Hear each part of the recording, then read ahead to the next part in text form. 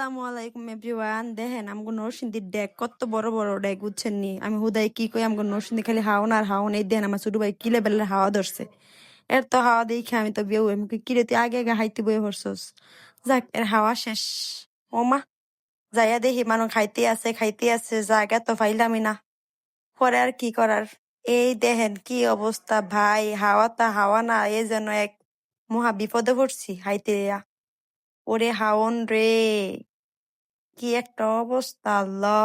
যাই হোক, কিতা করতাম, কিছুতে তো করার নাই। গেছি হাইতাম না, হাইয়া তারা আনা যাইতো না। দেন কি অবস্থা। আমি আমার বাবারে বলছিলাম যে ভিডিও করে দাও, দেখেন যা কিছুই হোক হাওয়া মিস দেওয়ান যাইতো না। হাওয়া কোনো ভাবেই মিস দেওয়ান যেত না।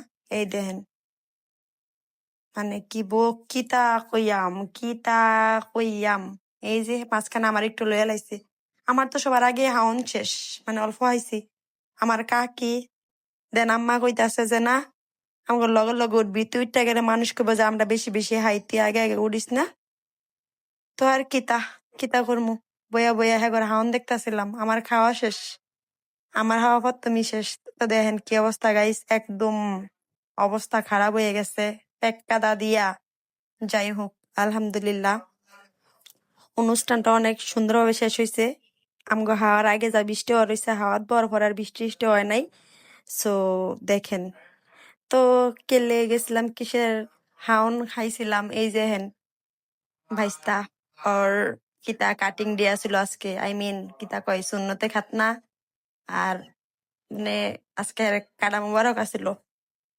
তো আর কি আমি আগে মেহেদি দেখতেছিলাম হাতে, বলতেছিলাম দেখি তোমাদের মেহেদি কিরকম হয়েছে। তো দেখাইতেছিল মাশাল্লাহ অনেক সুন্দর হয়েছে। আমি বলছি যে আসলে তোমাদের মেহেদি দেওয়া সুন্দর হয়েছে। So tata bye.